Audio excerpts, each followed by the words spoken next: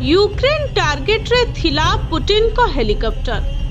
Putin को helicopter ऊपर को लगातार ड्रोन मार करथिला यूक्रेन। सबु ड्रोन को नष्ट करबा सह यूक्रेन को एबे कड़ा जवाब देछि रूस। रूसर वायु प्रतिरक्षा विभाग कमांडर एपरी दाबी करछन्ते। रूस एवं यूक्रेन मध्यरे युद्ध 3 वर्ष धरी चलिछे। उभय देश परस्पर उपरे लगातार आक्रमण करुछन्ते। एही समय रे मे 20 तारिख रे यूक्रेन रूस उपरे करिथिबा ड्रोन आक्रमण विषय रे खबर आछे। सही आक्रमण रे रूस राष्ट्रपति व्लादिमीर पुतिन को टार्गेट करा जायथिला।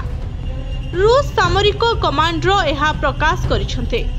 रूसियार वायु प्रतिरक्षा विभागर कमांडर यूरी डास्किन कहिछन्ते यूक्रेन गत 20 तारिख रे राष्ट्रपति पुतिन गस्त करबा समय रे तांको हेलिकॉप्टर को टार्गेट करे ड्रोन आक्रमण करा जायथिला, किंतु ए आक्रमण को पंड करा जायथिला।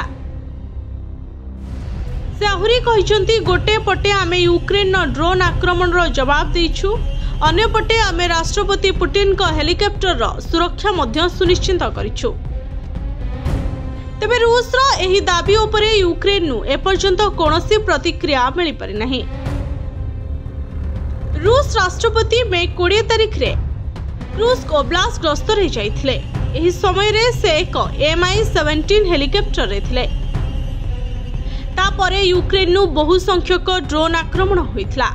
एही आक्रमण को देखि वायु प्रतिरक्षा मंत्रालय को सक्रिय मध्य करा जायथिला। आ 46 रु अधिक ड्रोन को खसाई मध्य दिया जायथिला। Bureau report STV Odia.